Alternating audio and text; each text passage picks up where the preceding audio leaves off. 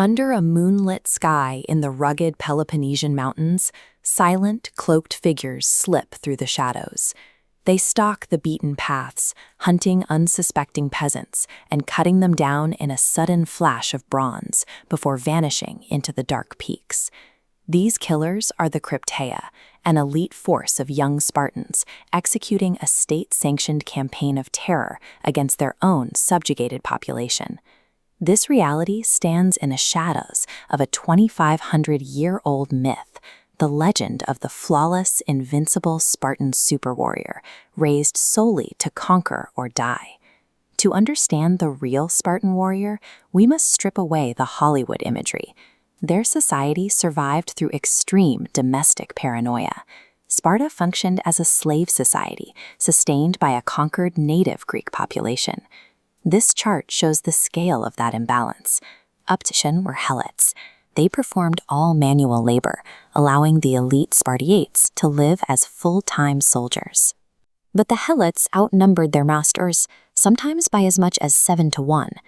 This massive, angry underclass lived in a state of constant simmering resentment, creating a permanent existential dread within the Spartan ruling class. Spartan militarism acted as a totalitarian defense mechanism designed for the singular purpose of surviving their own people.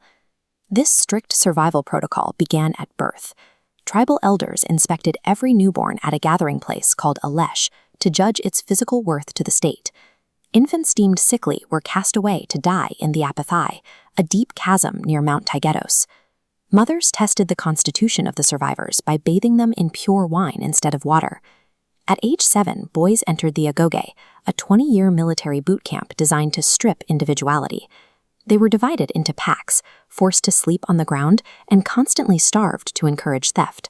Despite their martial reputation, boys in the agoge never touched a weapon or practiced a shield drill for their first 13 years of training. The state prioritized rigorous athletics, choral dancing, and poetry over combat techniques. They believed rhythmic, communal movement was more important than individual fencing skills. This system was designed to produce a unified human machine. The state didn't need brilliant duelists. It needed a wall of men who would move and die as a single, unthinking unit to maintain control. While men lived in the barracks, Spartan women enjoyed freedoms that shocked the rest of the Greek world. They were educated publicly and trained alongside the boys in wrestling, javelin, and discus. By the 4th century, through inheritance and dowries, Spartan women legally owned over 40% of the land.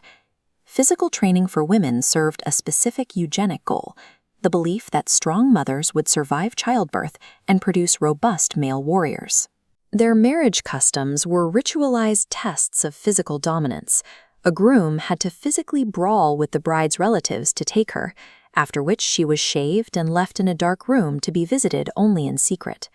Every aspect of female empowerment and marriage was weaponized to serve the state's obsession with producing soldiers for the domestic front. To maintain ultimate control, the Spartan government formally declared war on the helots every autumn. This declaration created a legal loophole that allowed the Crypteia to hunt and murder any helot without religious or legal consequence. They targeted the strongest and most high-spirited workers to prevent any potential leaders from emerging. The historian Thucydides recorded a chilling example of this paranoia. The Spartans promised freedom to helots who fought bravely for them.